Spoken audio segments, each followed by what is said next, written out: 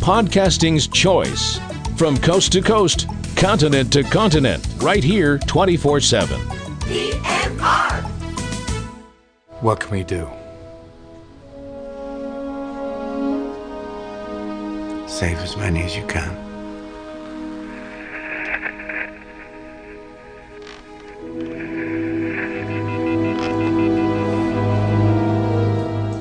Cavebabble.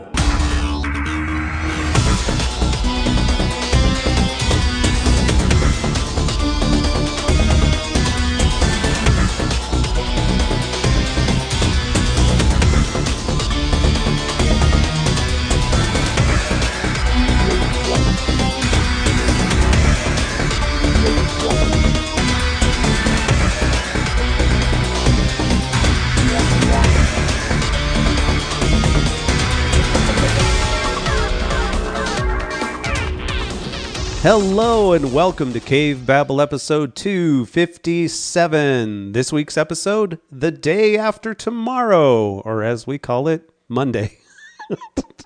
Prepare for the icing. As we call it, Monday. This episode is brought to you by 2 days from now. Hello, everyone. I'm counting 2 days from now. Let's see, 2 days from now, Monday. Right, which is what I'd said, yeah. Hi, everyone. This is Eric. And this is Valerie. And you have forgotten what our voices sound like. Actually, that's not true because I posted an episode of our trip to New York. Right, see? Actually, yeah, our travel trips. Those are two fun. episodes. That isn't us sitting here at these microphones. Even though we're not in the same room. Have we told you guys that before? We're not in the same room. Have we told them? We're not even the same level of the house. No, we're not. You've been banned to the basement. You're not even directly above my head because if you fell through, you would fall. You'd fall in the closet, or actually, you'd fall in front of my door down here. So don't fall through the floor, baby. Please don't fall. I seriously, hope not. it's not worth it. Whatever you were thinking, hold that thought. Hold that thought. It's snowing like crazy, babe. There's a reason we're doing the movie we are today because it's the snowpocalypse out there. And and it really, to put a disclaimer, it really it was exciting to watch that movie. But as we were watching the movie, I get a text from our daughter saying, "Oh my God, I've had the scariest drive of my life. I slipped and slide and went through a stoplight and good thing someone wasn't coming down the hill. And now I'm almost slid into the back of a car." And of course, my mind is on, "Oh my God, get into the library, build a fire." Get into the library and build a fire now. Hurry, Courtney. See, this was Courtney. They know who our daughters are. Yeah, Miss Courtney is so poor thing. Yeah, she was, So fortunately, she got within a block of her apartment and just ditched her car and walked the rest of the way. So, yeah. Yeah. She took the tires with her so that she'd have something to burn. Yeah. Mm-hmm. Yeah. And she will most likely survive. No, I mean, those back east, especially those in upstate New York, around the Buffalo area, or, those places, they're laughing their butts off at us. And here in the Midwest, we have just over a foot of snow. It's still coming down out there. But it came really quickly.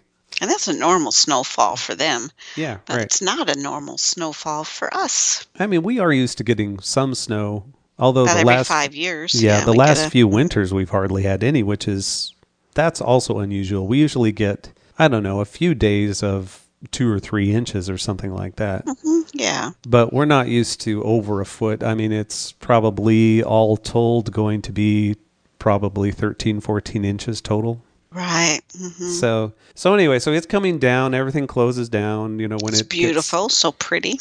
It's gorgeous. The library. I was supposed to be working today, and the library was closed. So last night we said, well, we have to get back in the saddle. We've got to record again. Cavebabble must survive. So let's pick something that's appropriate to what's going on right now. And neither one of us could believe that we have not covered this movie before. How have we not done this film? This is right up our cheesy alley. I mean, Yeah, and I know so many people, it only gets a 6.4 out of 10. I enjoy this movie. I guess because I just watch it for the entertainment value. I don't tear it apart because of all its scientific faux pas, but there Okay. is some truth to it, and we will discuss that. I do tear it apart. It's terrible science, but Yeah, but its heart's in the right place, but it's Right. it is terrible science, but I don't care because people freeze instantly. How can I not enjoy that? Well, I enjoy, a flash fried human. I know, yeah. Flash fried? Flash fried, flash fried, Flash freezer flash burned. frozen. Yeah, Excuse me. Let's just get right into it, shall we? We shall. What is it we're talking about? Come on, don't act like you don't. You saw the episode name when you downloaded this. We are talking about 2004's The Day After Tomorrow. Mr. Vice President, if we don't act now, it's going to be too late. I'm afraid that time has come and gone, my friend. What can we do? Save as many as you can.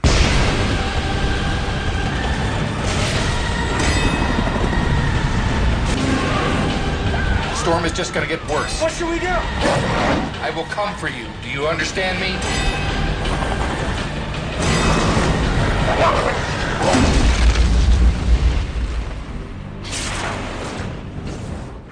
Rated PG-13. 2 Direct. hours and 4 minutes long. 2 hours and 4 minutes long. Is that all it is?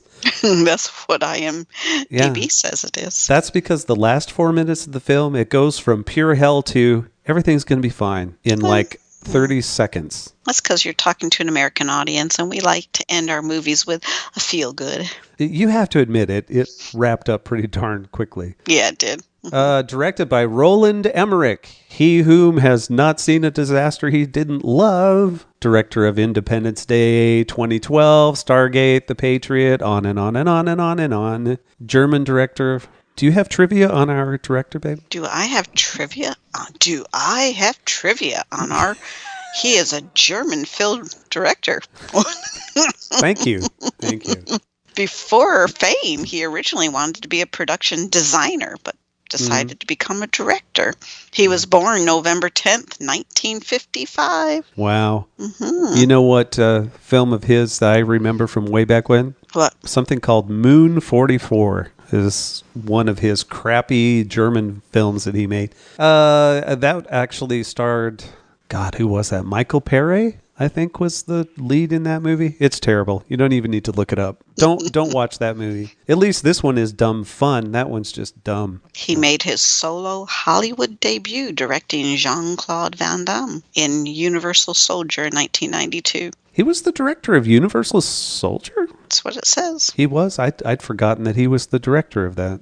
So I have him to blame for that too. Huh? He loves doing stuff like crashing objects into the camera.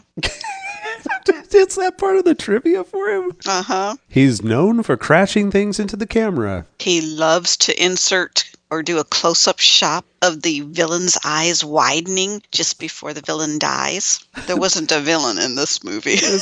Sure there was. It was the vice president that was supposed to be Dick Cheney and wasn't Dick Cheney. He often features the number 44 somewhere in his films to reference that movie, Moon 44. He's proud of that one, huh? Yeah, I guess so. Was that his first one? I wonder if that was his first movie. I didn't even look that up to see. Someone who has a podcast, as we're wont to say. Should have looked up that stuff. Moon 44 was his 5th film, but it looks like maybe Ghost Chase was... Making Contact in 1985 looks like his first English language film. It really doesn't matter. We have already spent far too much time talking about Moon 44. He often uses father and son themes in his movies, and he frequently features his characters using a spray bottle to water small plants, which he did in this one. This is a thing? Now I want to watch all his movies. That is a thing. Mm-hmm. Now I want to watch all his movies and check that out and see if he waters. Check that out. See how many of them are father-son and how many his characters use a spray bottle to water small plants. Are there any of his films that have a father watering his son with a spray bottle? And he often features a flight of 3 helicopters that are destroyed in quick Succession, that's a thing too. Serious. But all three of those are in this film. I think maybe now it's a thing. Now that someone has noticed it and said something, now it's a thing. I don't know if he did. He's also good at, good in quotes, at setting up a bunch of characters who are just going to experience a bunch of disasters. I think he does it in all his movies. He's here, we'll introduce you to these folks who aren't going to make any difference, and we're going to introduce you to these folks who aren't going to make any difference, and we're going to introduce this, and then the bad stuff happens. Then they're wiped out. Yeah. So I guess it's kind of like, okay, I'm going to kill off all of these people I just introduced you to, but that's okay because you didn't develop a relationship with them. But I am going to save all these ones. Yeah, exactly. That I have fleshed out. The father and son have to live. Hey, let's go through cast while I'm thinking about it, because I have a feeling I'm going to be all over the place in this one. So I will go ahead and introduce them first. I'm going to do them in family order. Is what I'm going to do, just to throw you off, in case you wanted to give a little trivia on them. Blah, blah, blah, blah, blah. Dennis Quaid. What? That's what I do. This is Cavebabble. We're supposed to babble. This is Cavebabble. Dennis. We didn't name Quaid. We didn't name ourselves Cave Precise. Cave non-babblers. Cave Concise. We didn't name ourselves Cave Concise. We named ourselves Cavebabble. Yeah. Dennis Quaid. Never heard of him. Who is he? He's Jack Hall. That's who he is. He was born in the USA. He was born April 9th, 1954 in Houston, Texas. I think he was born with a shit-eating grin on his face, and he's had one ever since. Yeah, but that's his trademark. His trademark is having a shit-eating grin and destroying 3 helicopters in succession. See? And the number 43, not 44. The number 43 is what Dennis Quaid is known for. He has a younger brother. Yeah, he certainly does, who is quite crazy at this point. He's a musician. Is he really? I guess I didn't realize Dennis Quaid was a musician. He actually has his own band called Dennis Quaid and the Sharks. And the Sharks? Mm-hmm. What does he play? It doesn't say. Let's see. He sings when singing with his band. Dennis Quaid and the Sharks. He always plays with bare feet. Really? He could probably get together with Kevin Bacon and his brother, the Bacon Brothers. They're a band as well. Mm-hmm. They could probably go on the road together. There you go. Barefooted. And play barefoot. A barefoot band. Oh, the Barefoot Bacon Brothers. Oh, see? Mm-hmm. Featuring Dennis Quaid and some Sharks. I like that. Well, and we all know this. He's a licensed private pilot because he What the? had a. Wait. You just skipped right over what you just said. I did? Did you hear what you said? You He's said we all know this. We all know this. I didn't know Dennis Quaid was a pilot. You didn't? Because he was in the news not too long ago for crashing his plane. No, he wasn't. That was Harrison Ford. Okay. You're going to have, what's her name, correct me. Oh, no. That stays in. No. I thought Dennis Quaid. You think it was Harrison Ford? Okay. No, I know that Harrison Ford crashed Who the was plane. it? Who's the one that crashed the plane? Dennis Quaid or Harrison Ford? It was Harrison Ford, and he did something to a foot, as I recall.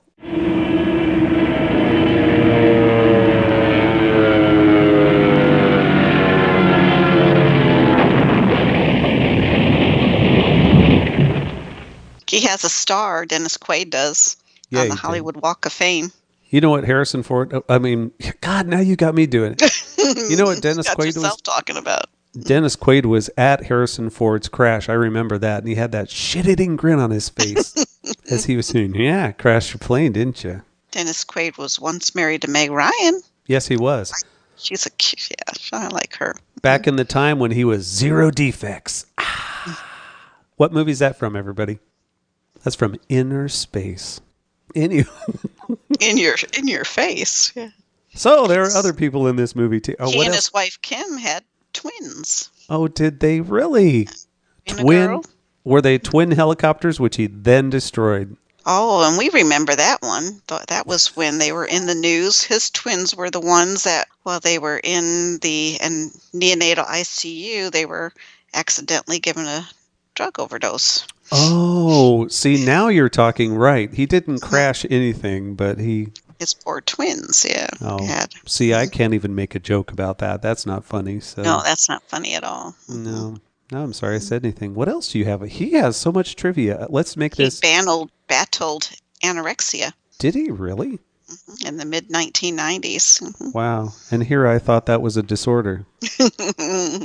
Not a battle. Yeah, Then the most important thing is he's left-handed. Oh my God, that explains so much. Doesn't it? I know. So much. No, it really doesn't explain anything. But of course, all of our listeners probably knew all that trivia already. I'm sure they did, because this is Cavebabble, episode 257. This week's episode, Dennis Quaid. This episode is brought to you by The Sharks. The Sharks. In fact, you're going to have to find one of his songs and insert it here. Okay, computer, would you please play one of Dennis Quaid's songs right here? Now I'm on my way to heaven. On my way to heaven. I'm on my way to heaven. So I can't be staying long.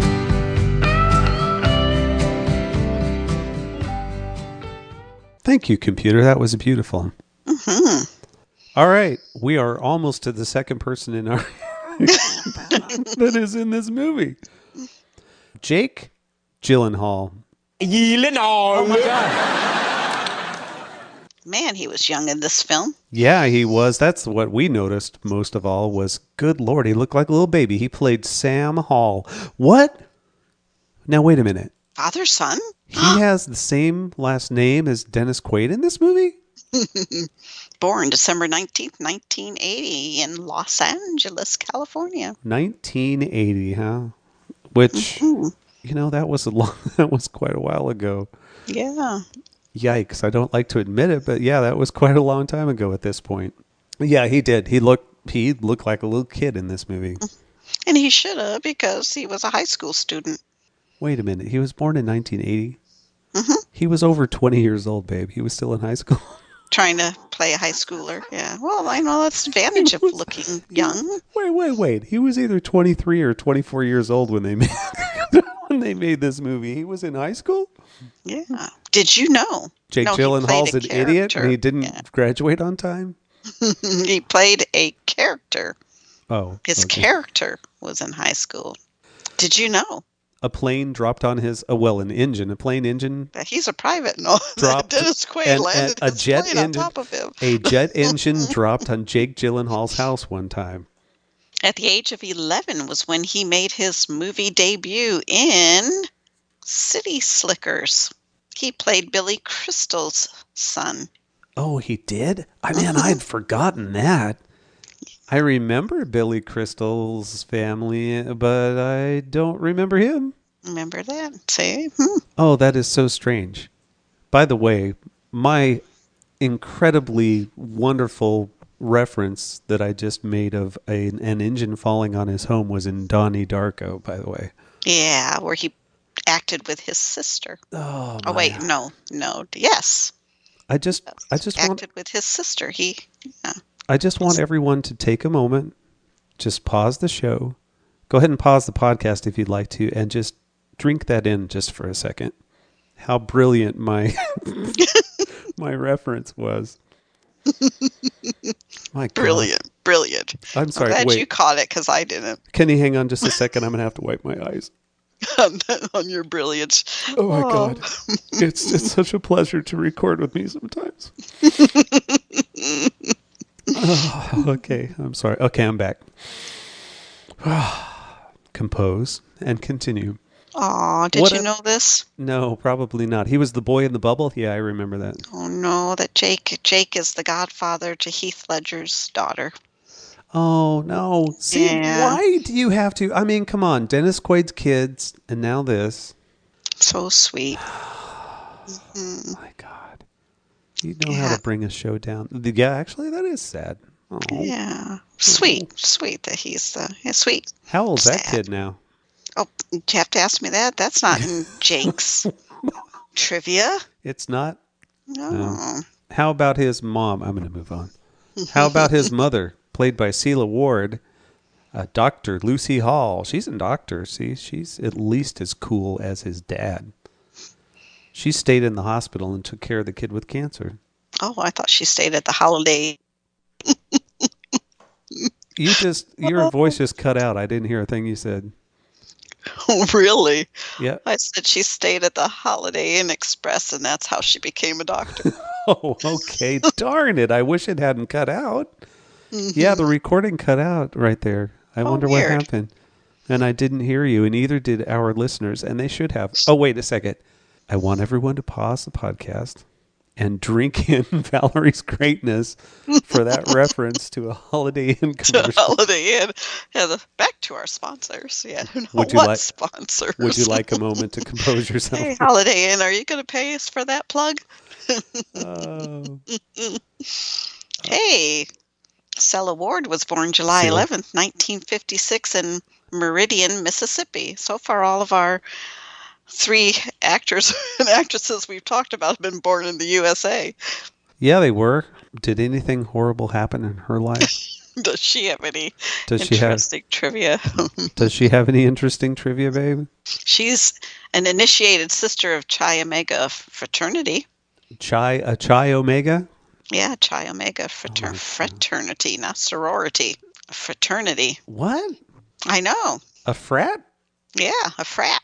Wow, there's more to this person than we realize. She's a member of the Phi Beta Kappa Honor Society. Is she? Mm-hmm. She's part of all kinds of organizations with Greek names. She was turned down in 1996 for part as a Bond girl because she was too old. Oh, God. Mm-hmm. Please tell me it wasn't back when Denise Richards was in it, trying to act like a nuclear scientist. Oh, 1996. When was that? Yeah. Oh, wow. That would have been right in that range somewhere. Yeah, it would have been during the Pierce Brosnan era. So, wow. Okay. Whatever. She was turned down, huh? Yeah. Guess in Hollywood, once you're over 35, you're considered too old. Oh, chauvinistic, sexist. Dang it. There goes my chance. Bagels. Oh, oh, if it wasn't for that, I would be right in there. See, yeah, don't. Yeah. Welcome to Cavebabble, episode 257. Only the cast list of The Day After Tomorrow. Hope you're enjoying it, everyone. We're up to number 4 on our list. Someday we'll get. Well, you know, this is important part of the movie. Yeah. It is important. It is important. I totally agree. Emmy Rossum plays Laura Chapman. It was the love interest and fellow student. Think of me. Oh, wait, wrong movie. So which did she do first? Did she do this first, or did she do Phantom of the Opera? I don't remember when Phantom of the Opera was. It had to have been after this. She was born September 12th, 1986 in New York City. 1986. You know what? Okay. I can click She was 15 when she did this film. Seriously, she was 15? Yep. She was? Mm-hmm. Okay, now she truly was a high schooler, see? Okay, I'm thinking back on the movie. Then this had to have been before. She prepped. Yeah, she was prepping for her role in Phantom of the Opera in 2004 because that's when this film was released. So she did Phantom of the Opera afterward. This one. Mm-hmm. I'm thinking back to the movie. Okay, Jake was 23. You said she was 15. 23. No, because he was 1980 and this was 2004. They were probably filming in 2003. Depending on his birthday, maybe 22, 23 years old. And she was only 15. They didn't kiss or anything, did they? I don't know. No, didn't. He held her hand. She put her head on his shoulder. And that's cool. Kissing. That's cool. I mean, it's certainly no worse than it would have been for you and I at that time. Right. See, right. They've only got a 5-year difference. Ours is longer than that. Oh, boy, babe. Why don't you think back? Now, everyone, pause the podcast. No, don't think back. Think back. Pause the podcast. It's scary when you think back. Pause the podcast. Think back to when you were in school. Now, think let's say, think of yourself in middle school. Now add Dating a kindergartner? add 8.5 years to that.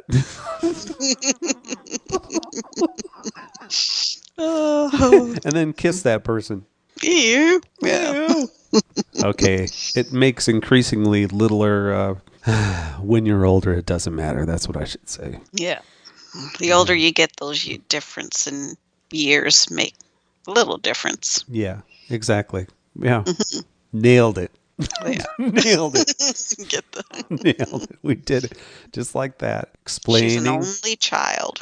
Oh, is she really? She has celiac disease. She's a true blue diagnosed celiac disease. Which is rare. Living with, which is rare. Okay, that's not really, as things go, that's not much of a downer. So I'll forgive you. You'll allow that. I'll forgive you for that one. She has a beautiful singing voice. I assume that was her voice. Yep, it was. She's actually sang in several operas in 5 different languages. She is in, what is that show? I can't remember the show she's most recently in. Shameless. She's in Shameless, which we've not watched, so we can't comment on Shameless. Wow. Okay, moving on here. I know we'll have to get through the rest of these. I won't spend as much trivia time. Those were the main ones. Well, I mean, there's a lot of main characters in this one. But those were the main ones. There's a famous Hobbit in this one. Is there a famous Hobbit? Yes.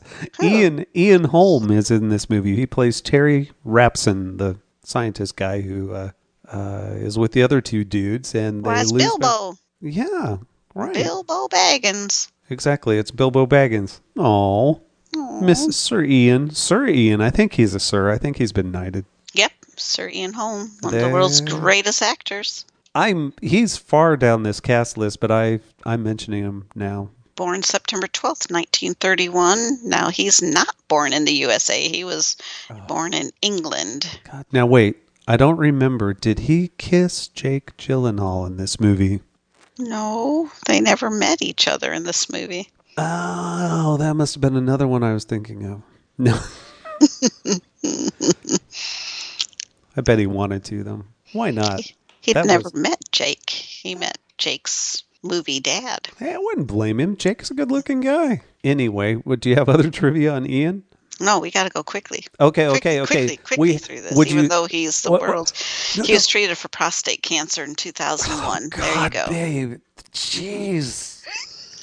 There you go. There's your trivia on him. Oh, and something happened to his twin kids, and oh Lord, and he gave his. Wait, that's not funny. That's not anything to laugh about. And he gave his cancer to Sailor Ward, and Oh my God. Okay. Oh, so you're saying we should dash through the rest of this cast list? Dash. Is that what you would say? So we get to talking about the movie. How do you say that guy's last name? Dash Mihok? Mihok? M-I-H-O-K. Yeah. Dash M-I-H-O-K played Jason Evans. That's the younger coworker scientist dude that doesn't die. You left Jason in charge of the ice drill? Yeah. And it's all his fault. We were so convinced. The disaster began. I had forgotten that he lives. I'd forgotten quite a bit, which is funny because I've seen. I thought right at the beginning that he was a red shirt. Yeah, because we've seen this movie. Several times. We've seen it a bunch of times, and it's been long enough that I had forgotten that he didn't. Because they always have someone die at the beginning just to show how horrible things are. Yeah, I thought he died. I thought, the drill, and I thought he, got sucked down to the depths of the... No, he's the coworker. He's the coworker that actually lived. That's pretty cool. Mm-hmm. Yeah, it was awesome. Yeah, he was in this movie. Okay, J.O. Sanders played Frank. J.O. Daylight coming. J.O. played Frank Harris in this movie. J.O. Okay. It's like, catchy, isn't it? Frank. And everyone's singing that, don't I? He played the older coworker. Oh, they left him hanging on a rope. Yeah. That was dead gonna bite it for a little too long, for just long enough for him to cut it, and he sacrificed himself so that Jason could live. The needs of the many outweighed the needs of the one. Oh, it's kind of funny now. I'm sorry to throw this in right here just because we talked about that scene. When Jason's up on that glass, it's over this mall. It's the glass over this mall area, and they're falling through it. Anyway, that when they showed the close-up of Jason, one of the metal struts that they had was right underneath where he was sitting on top of the glass. In other words, in the close-up when they were showing his face, one of those struts was showing crosswise underneath him. And then when they go to the shot further back, he was on the glass in between two of those struts. So there was an issue there that they filmed him in the wrong location for the close-ups. Because oops, you're fully supported where you're sitting. Why are you crying? And why are you worried about? And then they the pull glass out. cracking? Oh, then they pull out. No, he's in the middle of the glass again. So yeah. So if they only would have filmed him in close-up, he would have survived. Then you wouldn't have had to worry that Frank he had all didn't that have- metal grid supporting him. Roland Emmerich, damn you, Roland! If you'd only kept with the close-up, Frank would have lived. Okay, Austin Nichols played JD. That's the rich dude. The rich kid. Yeah, the rich kid who was not a dick. No, he wasn't. He was very sweet. Yeah. Wasn't that nice? That was a nice change, right? It was a nice change We that they had. assumed, we just assumed that he and Jake would have, Sam, I'm sorry, would have issues. And they didn't. They totally didn't. As a matter of fact, he even encouraged him to go after the underage girl. Yeah. R.J. Smith played the token black guy. Oh, no, there were two token black guys, so they're not token. That's nice. Hey, they aren't token guys, but he was a nerd. They had to have him be a nerd, though. So he played Brian Parks, his fellow nerd. Teammate. I didn't even give a description of this movie, so... Oh, well, it doesn't matter. Well, now you can give the description of the movie. Everybody knows it. Well, not everybody. No, I have to get through one more person. Okay, one more person. Tamlin Tomita played Janet Takata, and that was she worked for NASA, didn't she? Wasn't it NASA she worked for? It was something like that she worked for, and then she came and hung out with the guys from NOAA. Yeah, she was a scientist. Yeah, she was a scientist. I just loved that scene, too, because they were going through the different agencies like they were how do you say it? Like they were... I don't even know how to describe it. He was like, what does NASA say? Well, we say it's this. Well, what does NOAA say? We say it's this. It's like they were... like opposing teams or so. I didn't know. Getting the opinions of the different experts. Yeah, but it was like, you speak for an entire agency. What do you say? Oh, I think they're full of shit. Okay. Yeah, that's true. What does this agency think? Yeah, it was funny how they were played as an entire agency. What does Rather NASA... than an individual's opinion. Right, exactly. What does NASA think? Well, Team NASA says that Noah's full of crap. Yeah. Okay, let's give a description, and I will put it in at the beginning. What is this movie about? Come on, everybody. You know you've seen it. If you wanted to see it, you've seen it by now. And if not, just watch it. It's entertaining. It's entertaining. Entertaining. I put a Y on there. That's kind of cute. It's entertaining. What's this one about? Jack Hall, paleoclimatologist. Wait a minute. Paleoclimatologist? Does that mean Prepare for the Ice Age. You know what that means. He can only eat climate that our ancient ancestors would have eaten. Oh, the paleo diet. Yeah, that's right. No. He can only use climatology information that our ancient ancestors would have had. That our cavemen and ancestors would have. Okay. Jack No Hall. Computers.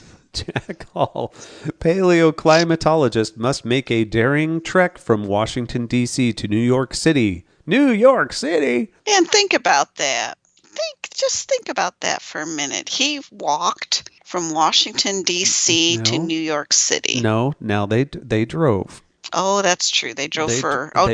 They drove up until Staten Island. That's right. They drove until past Philadelphia anyway. That's right. Okay. To reach his son, trapped in the crosshairs of a sudden international storm which plunges the planet into a new ice age. Prepare for the ice age!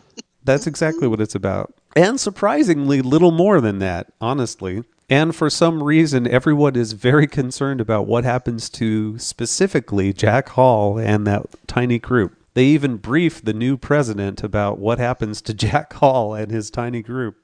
Because they were hope. Is that what it was? Because there were millions of other people who died. And yeah. Mm-hmm. But, Mr. President, I just want you to know Jack Hall's okay. Oh, thank God, he said. Time of the crisis, you've got to pin your hope on something. Oh, thank God he's okay. So, yep, that's what this one's about. Just throw out thoughts there. Just throw out some thoughts. What we were when we first started watching this movie. You said that there was somebody was trying to hold it up from even being released because of. No, that's not what I was trying to say. I was trying to say that Roland Emmerich was, during the press junkets and whatnot for the lead up, all the advertising leading into the movie, to kind of give it a goose, he was saying, this is the movie that George Bush doesn't want you to see. Oh, there you go. That's what you were... is what he was saying, because it has a very strong climate change message to it that was flying in the face of what he considered Bush to be doing, which... honestly, I'd have to agree with that. But he was putting such a political spin on it, but yet the science in this movie is so wonky that I'm sure, other climatologists, they have to like the fact that he shed some light on it, but they have to hate the fact that this is what we associate with that, because it's so ridiculous. It can't possibly happen like this. And I think that part of the trivia is that 20th Century Fox did invite a group of scientists to preview this film, and they laughed about to test the reactions. And they said none of the scientists were impressed with what they saw. Yeah, I think. Though most of them said that the movie was enjoyable nonsense. Right. It is total nonsense, but I mean, I can understand. But that is not the hill that you die on. If you make this movie, right, you don't die on that hill. That's right. It's not really what it's about. He tried to make it that way, but honestly, those parts of the movie are what fell the shortest, except for a certain Americans trying to cross the border into Mexico illegally. That one is torn straight out of our headlines. Uh-huh. But and what's interesting is when they shot that river crossing scene, it actually was shot at the U.S.-Mexican border, and the extras really were filmed crossing the Rio Grande into Mexico. Right, exactly. Yeah, there ain't no wall there. There's a that whole wasn't bunch a of this set. country That was actually a... Mm-hmm. Not that would... Okay, I'm not going to get into that. No, we're not going to get into that. I'm not going to get into that. Mm-hmm. Let's just say my personal policies are a little bit different from our president's. That's all I will say. That's all I'm going to say. I won't say any more. Yeah. I'm not here to tell anybody what to do. I guess when they did this, there were some concerns about, having this major disaster affect New York City so close to, it was just 3 years after 9/11. Right, exactly. But they said that when the New Yorkers went and saw this film, that several audiences, they said, actually whooped with delight when the city got hit by an enormous tidal wave. Wow. So interesting. Yeah. That is interesting. Just because it was probably, like I said, like the scientists said, entertaining nonsense. Well, and I have to say, maybe one of the reasons is, I tell you what, even in 2019, a lot of the effects in this movie, they hold up really well. Yeah, they did. They hold up I enjoyed very it well. This time too. That whole destruction of LA sequence with the tornadoes and everything, it looked amazing. And the waves, the tidal wave coming through that overhead shot of the buildings with the wave, boom, coming through the buildings. Oh yeah. Mm-hmm. Great effects. It was those were great. I know that ILM, Industrial Light and Magic, did a lot of the work for this film, and man, it shows. Mm-hmm. I thought the only part that distracted me was the Timberwolves. Well, yeah. See, they've always had a hard time, and doing animals correctly is really tough. And it's one of the, what do I say, one of the examples of CG work that is the most obvious in old films is animals. I mean, even today they have a hard time making them truly realistic. I mean, you have to go to something like the Planet of the Apes movies to get ones that just look photorealistic. But the environmental stuff, like you said, the tornadoes, the tidal waves, the icing, the frost, all just excellent. Right. This is 15. This movie's 15 years old, but yet a lot of that just really worked. And that's what it's known for. It did destruction really good, babe. It done destruction good. And so that's what you look at. You don't have to pay attention to the pseudoscience and things like that, other than to say, hey, maybe we shouldn't F up our planet all the time. Maybe that's a good idea not to do that. You can have an overall view of, hey, maybe we shouldn't be screwing up our planet so much, while realizing that it can't happen fast like this. It's just not possible for it to happen quick like this. A fun way to bring awareness. And the Red Cross also used this film to promote information on how to keep safe during tornadoes, floods, blizzards, handed out pamphlets to people who had just viewed the film, This movie is just one big public service announcement. to bring out awareness. Because Roland Emmerich cares. Dun, dun, dun, dun. He does. The more you know. Doesn't working in Antarctica look like a blast? Well, probably for some. Yeah, I don't like the cold myself, so. You just see that horizon of nothing out there, and you think, oh, God. Yeah, you would have to really, you would have to absolutely get along with the two people that you work with in that little shack or whatever it is they were at. If you don't get along with them, you're in a world of hurt. Yeah. And then you dig the thing out of the snow, well, the Norwegians do, and then it gets into the camp and it ruins your whole ruins day. Everything. Ruins your whole day.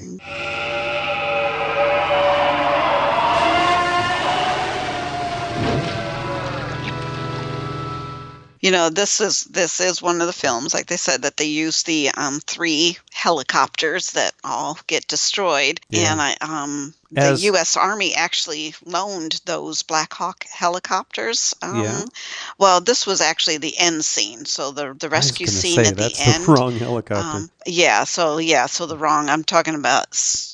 But we did still destroy 3 helicopters early on in this film. But later on, they used the helicopters again to bring them in and rescue people. And they actually Canadian authorities had to reassure, I guess, the people of Montreal that they weren't being invaded, I guess, the way the army... Oh, because they had all the armed people around? Yeah.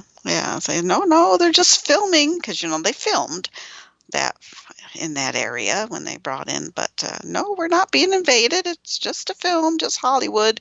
Yeah, I wonder that about a lot of productions, especially when it's a high military presence. And yeah, if you didn't know what was going on, you'd probably really wonder what's up.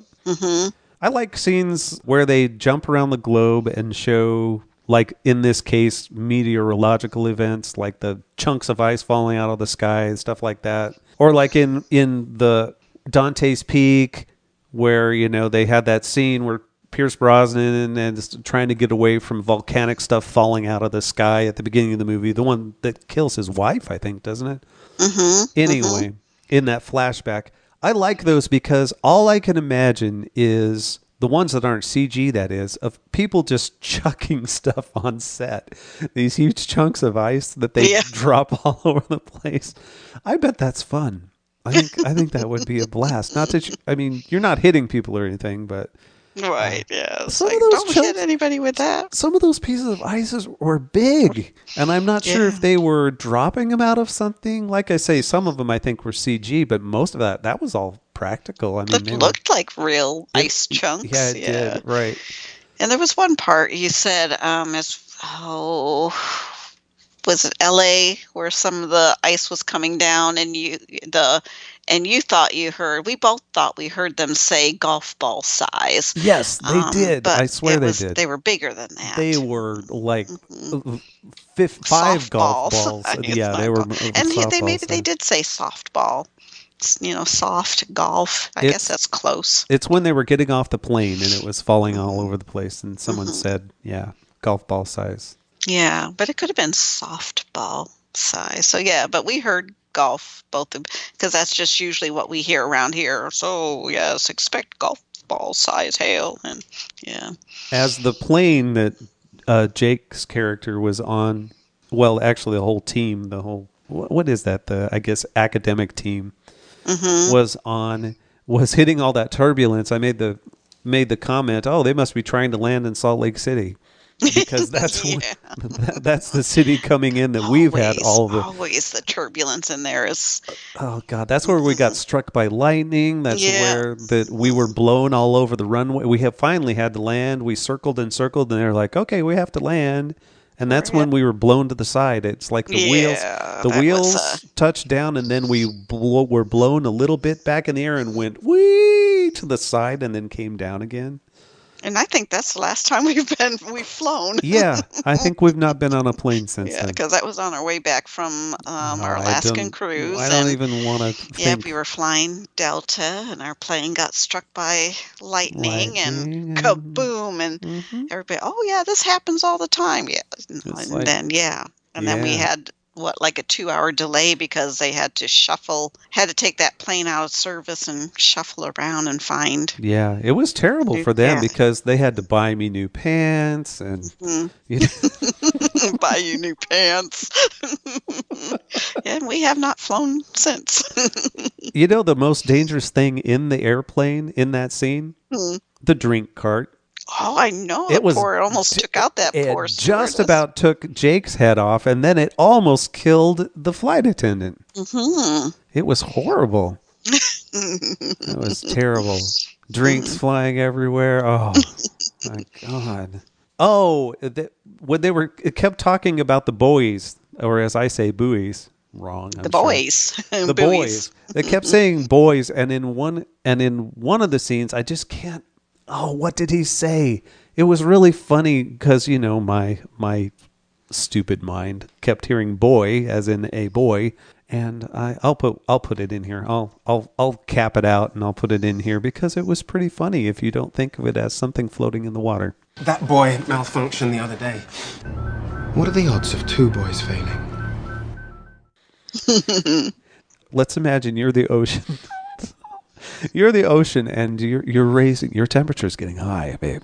Okay, and the boy out there, you're with out there, the boy out there, he says, "Oh, it's getting hot. Here's what I want. I'm in my little hut, and I wanted to go, bing bong. Pardon me, sir. Bong. I hate to be an annoyance, but the water temperature at the boy is getting pretty high." That's what I wanted to do. I don't want it to do that whatever it was doing. I can't remember the sound it was making, but it was really annoying. They killed all kinds of landmarks in this movie, but not as many as they did in like Independence Day. They didn't blow up the White House or do anything like that. But they took out the Hollywood sign. I remember that. And they took out the Capitol Records building. I remember that. And then the Statue of Liberty, we saw that go down. Nope. They purposely it didn't go down. It took out the island around it. That was on purpose because the director, Roland, said that he knows that it should have gone down, but he purposely filmed it not going down because he wanted that to be the symbol of America, of the future, the hope, the sturdiness. So yes, I stand corrected. We saw her neck deep in water, but we didn't. Correct, she didn't go down. Yeah, there's no way that happened. Didn't happen. I mean, but in fact, that's okay. Right there, as at the very end, as everything is clearing, you see the shot of her essentially from just above the chest up, her still standing between 2 partially sunken ships. Yeah, that's true. Yeah, tankers all over the place, but she remains strong. So yeah, I stand corrected. But surprisingly little beyond that, I mean, these storms are worldwide. Roland Emmerich, how in the world did he pass up a chance to show landmarks around the world going down? Because he's known for that sort of thing. Mm-hmm. But it was surprisingly U.S.-centric, honestly. I mean, they didn't just show destruction all around the globe, except for things falling out, little ice out of the sky, things like that. Anyway, It was just something I thought of. Oh, we both laughed our butts off as this bus was dropping on top of someone who was doing a report out of L.A. No. And someone, what was it? It was from a newscaster's voice, wasn't it? Right, because it was that a guy speaking to, he was, on the street, but he was talking to his buddy back in the office, and the guy was saying, I can see you. You're right there in the middle of you're on TV. Yeah, and it's helicopter footage with a guy newscaster over it, and the bus comes down and wipes that the car out, or whatever it was. Mm-hmm. And the dude on the news was like, "Oh, that bus just killed. I sure hope no one was in there." Yeah, well, his buddy is watching. That bus just dropped on a Porsche. And the buddy's watching, saying, "That's what it was. It was a Porsche." Yes. Oh my God. I just saw my coworker die. I'm gonna put I know we did. I'm gonna put that not right funny, here. but it was funny. I'm gonna put that right here because it was freaking hilarious how the guy said it. The bus just got dropped on top of that Porsche. Oh my God! I hope no one was in that car. For our national audience just joining us now, So it was nice to see that as things were getting really bad and they were showing everyone preparing back east on the East Coast, they were preparing for the storm. Mm-hmm. Everybody was at the store and they were like grabbing water and, sensible things. Mm-hmm. In preparation for this storm we had this weekend, our area ran out of onions. Yeah, when everybody was preparing for our storm, one of our local grocery stores ran out of onions, of all things. It's like, what? It's a friend. It's one of my coworkers posted a shot from the store and said, "Seriously? You can't get an onion now?"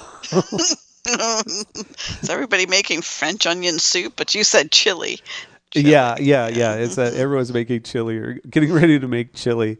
I can understand runs on like toilet paper or water. Water for things. And when we went grocery shopping on Wednesday, right? Wednesday is when we did our shopping. I guess so. Yeah. And the guy in front of us had his 3 flats of water that he was buying. Yeah.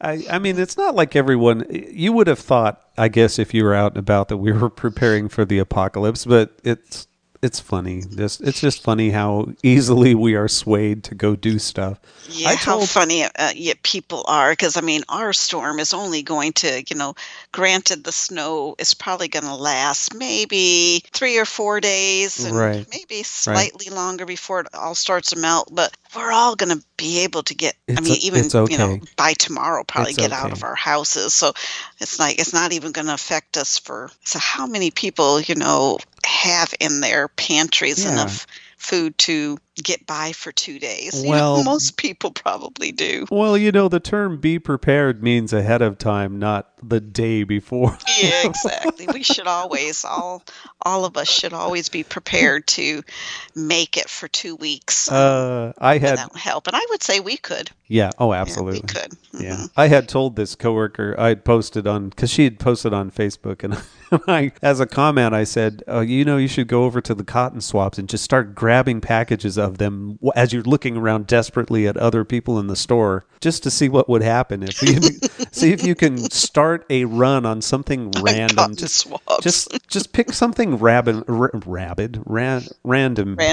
and just see if you can get people to freak out over it. Oh my God, tangerines! We gotta get tangerines. Oh, so people are so funny. Yeah, right, exactly. Mm-hmm. Goobers, you gotta have your goobers. Get your goobers now. Get your number 2 pencils. The helicopter scene, what I call a famous, the helicopter's freezing up and falling out of the sky, and the guy coming out of the helicopter and freezing halfway out of the helicopter. All of that happened later in the movie than I thought it did. For some reason, I thought that was right at the beginning of the movie. It's kind of in the middle. Huh? Yeah, it really wasn't. It was further on. And it brings me to my least favorite pseudoscience, which is that storm that's bringing cold air from the troposphere and punching it down onto the down lower, making things at minus 154 degrees, right? Mm-hmm. There's no way in hell you're going to instantly freeze at negative 154 degrees. I know, like up in Cut Bank in Montana, it gets like below zero a lot, like 70 below zero there. You can't tell me that people instantly freeze at that temperature. There's no way. Right. And there's no way that you're going to outrace a line of frost that's running across the ground. And there again, is frost really going to, so there again, you've got to take that. We know that that's not going to happen. So don't focus on that, because that takes away the enjoyment of the film. I just like how they slam the door on it and they're like, okay, there, I can take off my coat now. Just because they had that raging. And so let's move on to the library. That was a wonderful fireplace. They had that beautiful fireplace in that library, and that so obviously that was able to put off a lot of heat. Does your library have a fireplace? I don't know. The library I work at doesn't have that. They should. I think they should budget and put in one. Okay, yeah, I'll put in one of those. I'll ask my supervisor. Yeah, I think you should. I think you should ask your director to, next capital budget, they need a budget for a fireplace. And then, okay, so what would be the first books you would burn? That's a loaded question. Hey, Nazi husband. Which books will you burn, you goddamn Nazi? It's survival. There are some books you probably could burn. I Married a Nazi by Valerie Lyon. No, I would. No, my point on that scene, because they made a big deal about this bookish guy and it's actually, are they a couple? Were they a couple? No, I think they were just librarians. I didn't get that they were a couple. Did they work there? Is that what it was? That was what I thought. Oh, I thought they were patrons for some reason. But anyway, they made a big deal about, no, don't burn those books. No, don't burn those books. And my thought through all of that was, now, okay, hold on a sec. First of all, this is not a political statement. This is to stay alive. You're burning books, okay? Right. This is so you do not die. This is not because we hate books and we're Nazis and we're going to burn them. Because we think this book is bad and people shouldn't read this particular book. Okay, this is to live. And that's the first thing. I can understand if it's something you can't replace, because, they have a rare reading room and they talk about that. That's where he got the Bible from. That was a very old Bible that he had, right? I can understand not doing that. But I'm seriously, the bestsellers out there on the main shelves and everything. The library has like 10 copies of the same book. Exactly. They're seriously, if Baker and Taylor survives the apocalypse, we can make more. Don't worry about it. It's okay. There are so many thousands of those books that are printed, in the United States alone. Don't worry about it. It's okay. We can burn a few of them. To survive. We will print some more. It's not like these are the last books on the planet and we have to preserve this information for future generations. There are plenty of libraries still doing just fine down south of us, okay?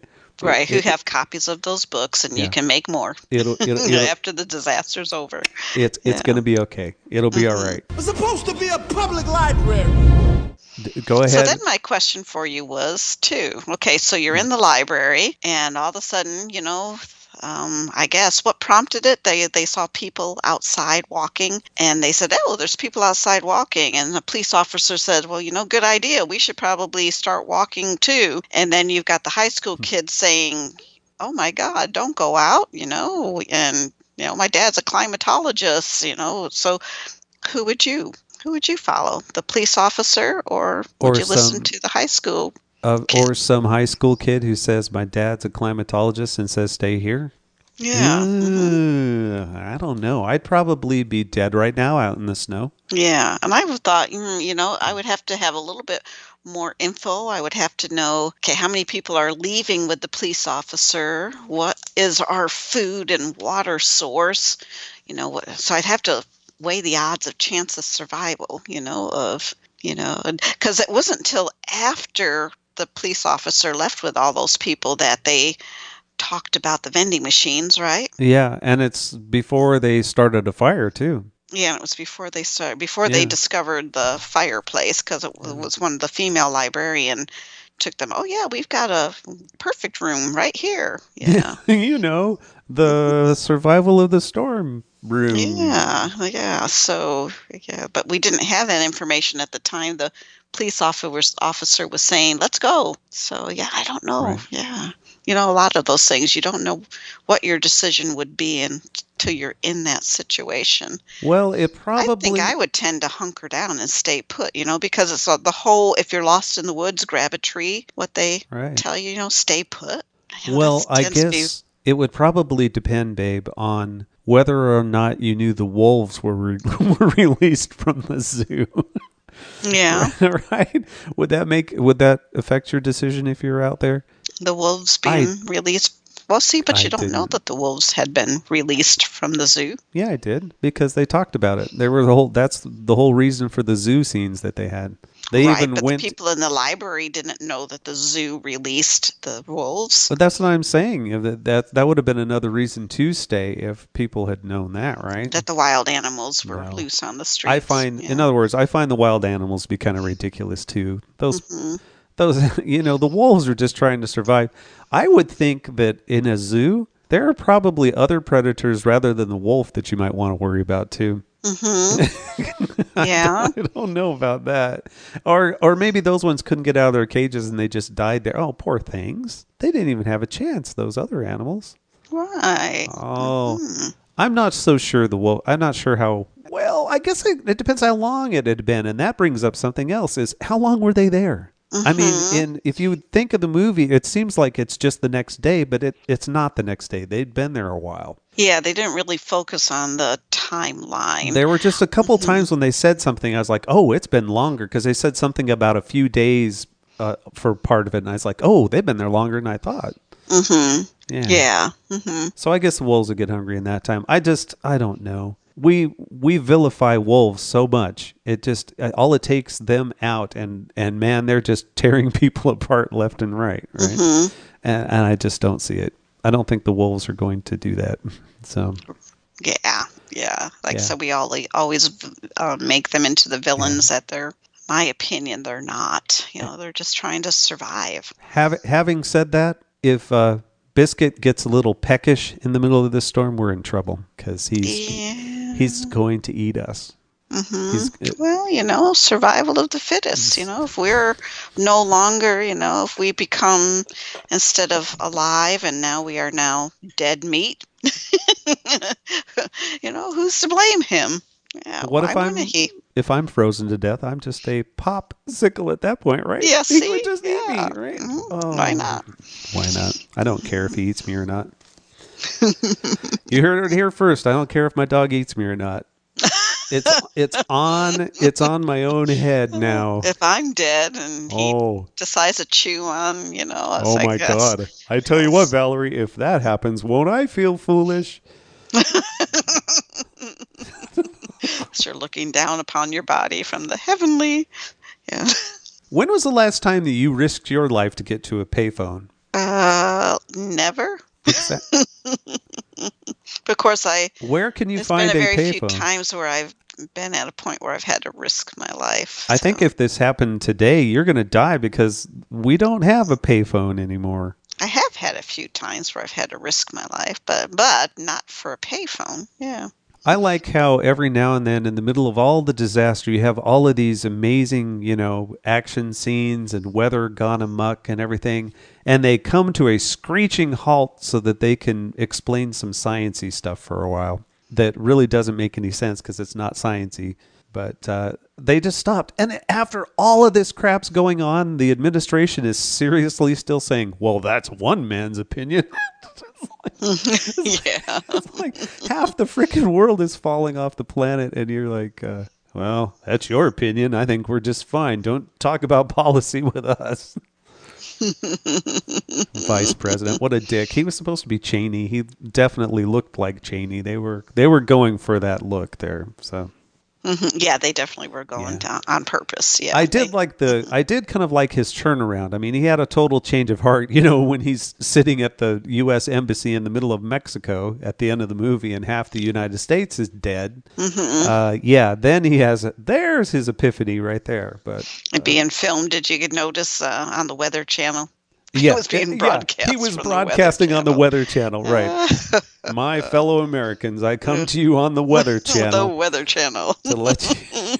to let you know your government is doing just fine. Really, we're great as long as Mexico doesn't kick us out.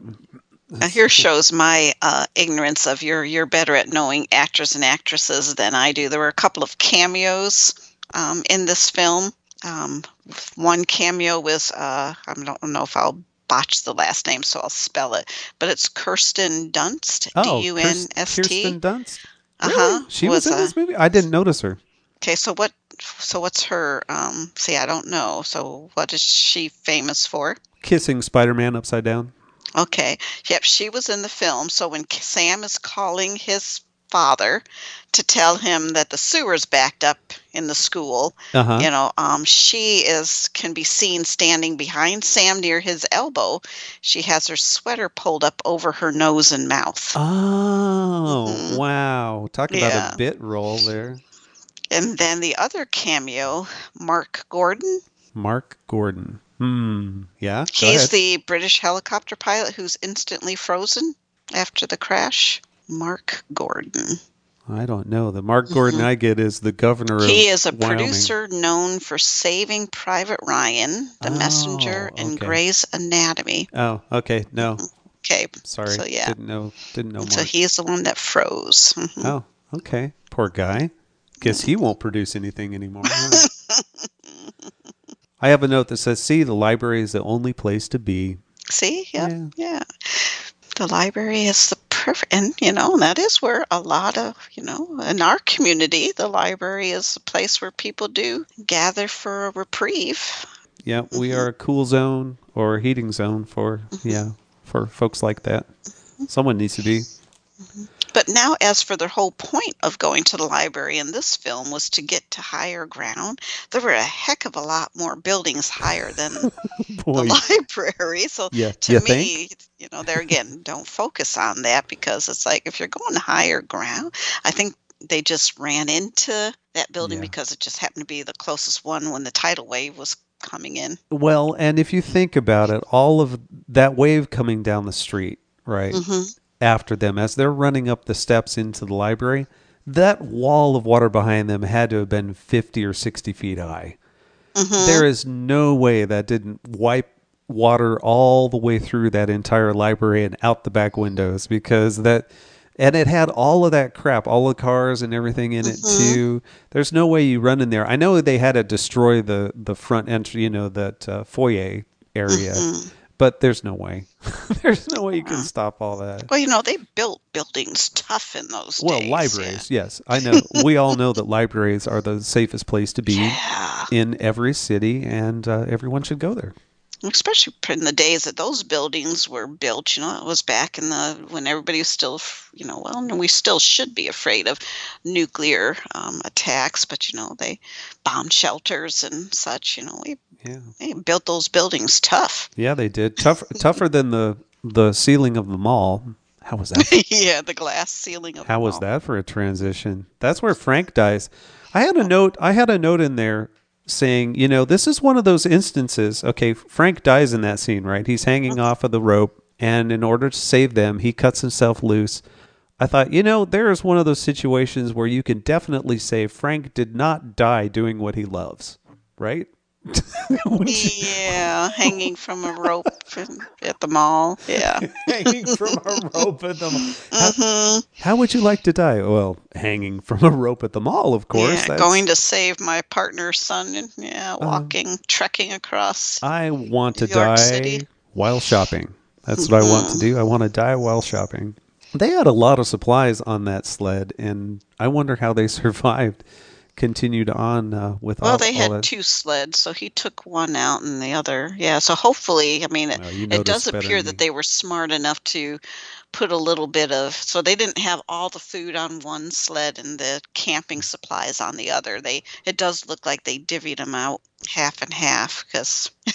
Okay, now can you explain to me the eye of this superstorm thing? Okay. This landicane, the landicane, the hurricane on land. Instead of a hurricane on land. The landicane. When the landicane was right over New York, that's where all of that super cold air is being pulled out of the troposphere, right? And super chilling it.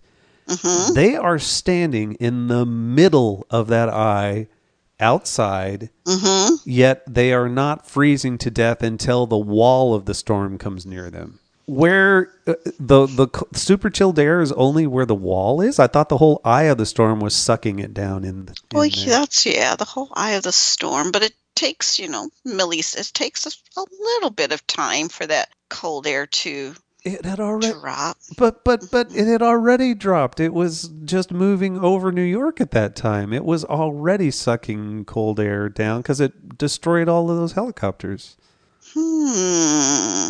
That should have been the whole eye of that storm should have been super chilled, not just near the edge of the wall. Okay, I see what you mean. Yes, but like I said, you can't focus. You would and think it try would and be the tear coldest those- right in the center of the eye of the storm. As that eye of the storm is moving, as soon as that, the one edge, as soon as the part of that All right. eye hit a place, should have been instant freeze Okay, as it was moving. Yeah, see, okay, everyone, I want you to stop the podcast, and I want you to imagine Cavebabble, episode 257, vacuum cleaners. I want you to think of a vacuum cleaner, and how... let's say that tube is the center of the storm. It doesn't just suck around the edges of the tool. It sucks right down the middle of that hole. Right? And so with the freaking cold temperatures. Come on, everyone. You know your hole sucks. Right? Your hole sucks. And anyway. But just because, now play devil's advocate, they didn't show where Dennis Quaid and his partner was standing. They'd show them standing, then they'd show the storm, then they'd show them. They probably got in before the eye hit them. Now wait, they had that whole in that whole scene, that wall cloud of the inside of the hole, the outside of the hole, is in the background, coming toward them. Yeah, coming toward them. Yeah, but that means they're standing. Were they on the other side? No. And were they still outside the circle on the other side? I mean, yeah. No, because then it started to snow like hell again, and they said, "Okay, it's past. The eye is past now, and it's back in the storm again." No, you're not going to convince me. Remember, everyone, your entire hole sucks, not just the outside edge. not just the outer walls.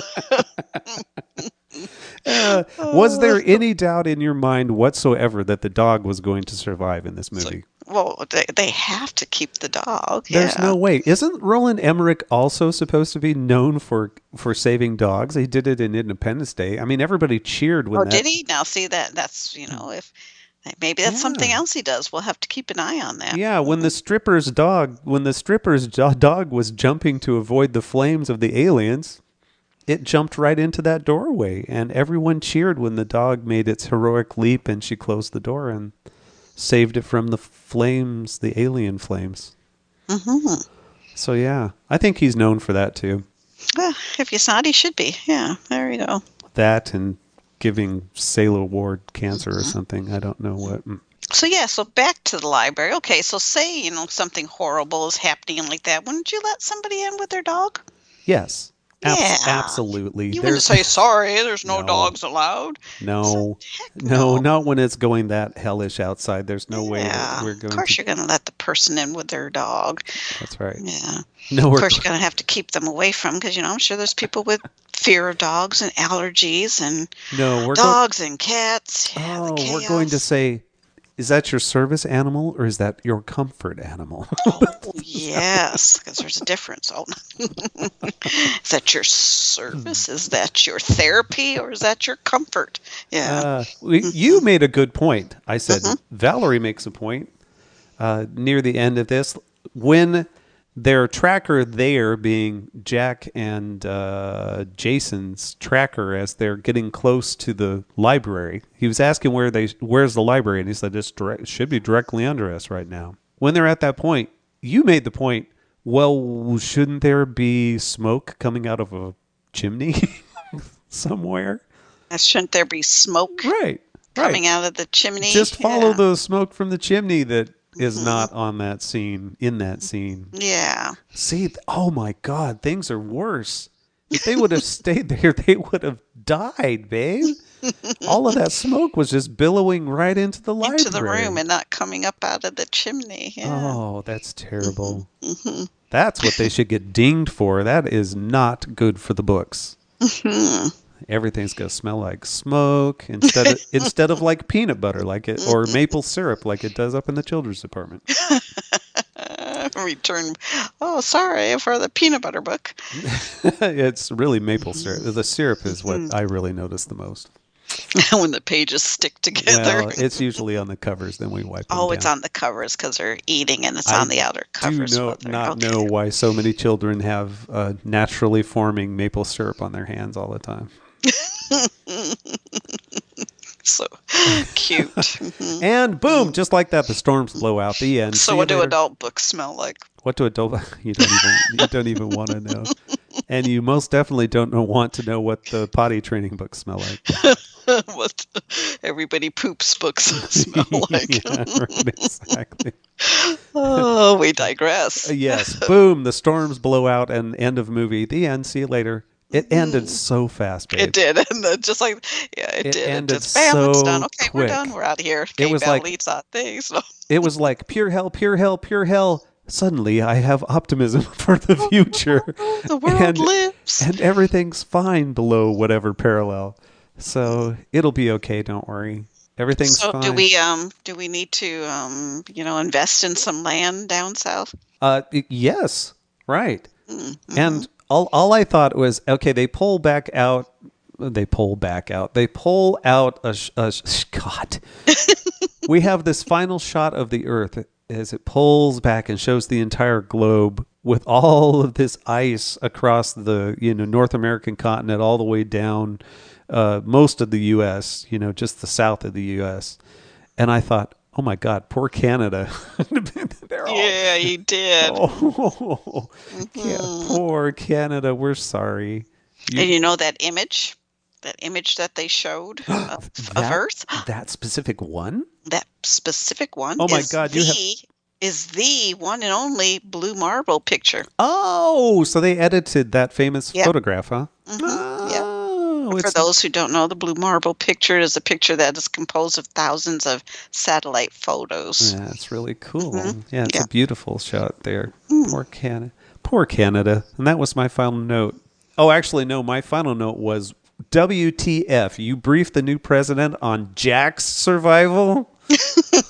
Never mind the millions of others. Jack's okay. They even forced their way through the throngs of people that are protesting outside because they're starving to death. And were they? They were starving to death? I don't know. They were all yelling. I mean, they were forcing their way through. They came in on a helicopter and they went through the crowds that were outside the embassy. Mm-hmm.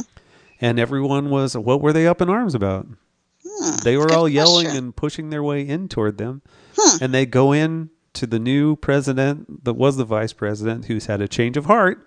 I just thought maybe they were all there wanting to talk to the president too. Yeah, to let them know that Jack's okay. They were probably all there to let him know that Jack's okay. Yeah. What they did is they had to cut, because it was a long movie anyway. They cut the scene where the president now opens up the windows and said, "It's okay, settle down, Jack's all right." Oh, Jack's I thought he opened up the window and said, "Let them eat cake." Yeah. Jack's okay. You can all settle down now. And they went, "Oh, thank goodness." Mm-hmm. They said, but what about Sam and his underage girlfriend? I said, she's fine too. It's okay. Everybody settle down. And that was the end of the movie. Yeah. But I enjoyed this movie. I did, still I had a lot to, like said, of today's times with we get so wrapped up in a cause, and we forget that we're all human. Yeah. You know, we all are on, everyone on this planet, they just want to survive and have a life for themselves and their families, you know. So Oh my God, I should have the main theme of this movie playing in the background as you just said that. Da, da, da, da, da, da. Oh wait, not this. Jurassic That's the Park. wrong movie. They do move in herds all the way into Mexico to get out of the freezing weather. We are all human. Oh my God. Yes. See, now that was the part. I mean, I won't say more about it other than to say that was the part of the movie that I had forgotten about, the hordes of people entering illegally into Mexico to escape the storm. Yeah. And I thought, aha, you talk about... Okay, there you've made a point. She was on the other foot, like in this movie. Yeah. You made a point. And yeah. Yeah, it's very appropriate. Very appropriate. Very appropriate. Makes you think. The more you know. Should make you think anyways. Yeah. What was that theme again? Da, da, da. Wait. That is not the theme from this film. Not the theme from this film. Jurassic Park. Oh God! What if they combine the two? We force poor Americans. Okay, Americans force their way illegally into Mexico, and they're eaten by dinosaurs. Chased by the raptors that have escaped from Isla Sorna and Neva. We escaped the ice storm and ran right into Jurassic Park. Oh my God. It's like, oh my. Why haven't we There's a film for you. Why haven't we been recording? This is a blast. Okay. We're enjoying ourselves. I hope you guys are too. Yeah, I hope our listeners are too. I don't even know what to do at the end here. That was the end of the movie. Hey. What do we normally do at the end? So we usually plug as I hope you enjoyed it. We're fine. How are you? We are going to try, you know, we're not going to make any promises, but we are going to try to podcast more. La. If you could like to learn more about questionable science, hey, why don't you go on over to cavebabble.com and see a list of shows and see how long it's been since we've put one out? While you're waiting, no. We promise you won't have to, you know, if you haven't listened to any of our old shows, please do. But we are going to try and supply new ones on a routine basis. At least 256 others that you can listen to. Actually, there are more than that because then I didn't do things like Cavebabble After Hours that one time when we played Rock Band and other questionable fun. I mean, fun for us. circumstances. I don't know if our listeners enjoyed it, but yeah, things like that were not numbered shows. And I've put music out there. I've added some of my songs into the feed, so we have more, postings than that. But 257 now episodes. Yeah, and it seems like our listeners enjoy the Cavebabble Eats, and a lot of those Cavebabble Eats are our daughter Courtney loves to, when she's out and about shopping. She has an eye for bringing over interesting things for us to try. Yeah. Spoiler alert, by the way, Cavebabble eats almost every single day of its life. Does it? Almost. Yeah, almost too every much. day. Yeah. Almost every day. Cavebabble needs to stop eating as many odd things. I mean, we can eat odd things, just not as much of it. Yeah. If you would like to join our Facebook group, go to Facebook, search for Cavebabble, and ask to join the group, and we will accept you. Valerie just accepts everyone. It's just crazy. I can't say no to our fandom. No, you could have just stopped there. I can't say no. Go over to iTunes and subscribe to us on subscribe on iTunes. Search for Cavebabble Podcast. I can't speak now. Podcast. Porky pig. Cavebabble Podcast. And we pop up like magic, and you can subscribe that way. And if you like what you hear, please give us a review on iTunes. That would be very helpful. We realize how crummy iTunes software is, but it's still the most important place to get in on for podcasting. So, other than that, that's about it. That's a weak There closing. You go. No, that's on our T-shirt. Cavebabble. Other than that, that's about it. Thank you, everyone, for all the downloads and listens. And until next week, we're out of here.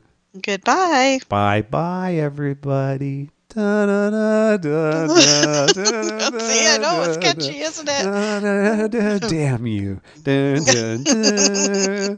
They do move and hurts. Okay, see you later. Bye. Cavebabble.